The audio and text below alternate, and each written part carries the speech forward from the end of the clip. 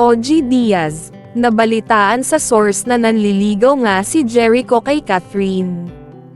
Ibinahagi ni OG Diaz na maging si Jericho Rosales ay nanliligaw na umano kay Catherine Bernardo. Ayon pa sa kanyang source, tila mas boto ang pamilya ni Catherine sa isa pa nitong manliligaw na si Alden Richards. Matatandaang madalas ding nagkakasama umano kamakailan sina Catherine at Jericho, subalit marami ang nakapansing wala ang aktor sa housewarming ng aktres kamakailan.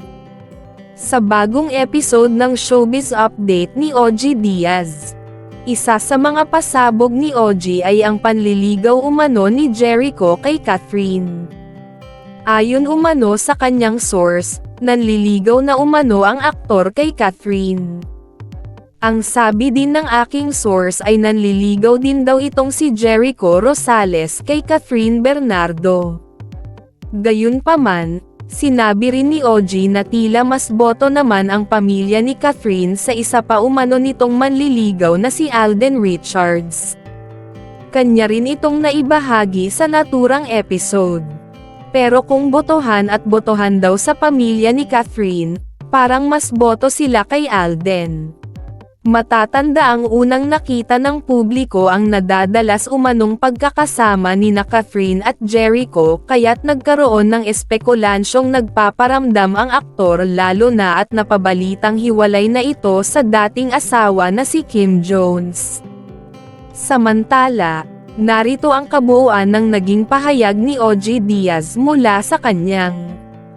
Noong Huwebes, 11 ng Abril, 2024, nagdaos si Catherine at ang kanyang pamilya ng isang housewarming party sa kanilang bagong bahay sa Antipolo, Rizal. Tiyak na inimbitahan ni Catherine ang kanyang mga pinakamalalapit na kaibigan upang gunitain ang mahalagang okasyong ito. Narito ang ilan sa mga sikat na personalidad na namataan sa housewarming party ni Catherine Bernardo.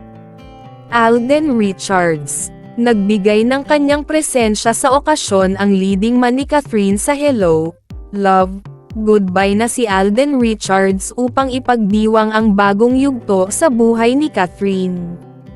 Dumalo rin si Alden sa birthday bash ng aktres sa Palawan at sa sorpresang pagdiriwang sa studio ni Catherine.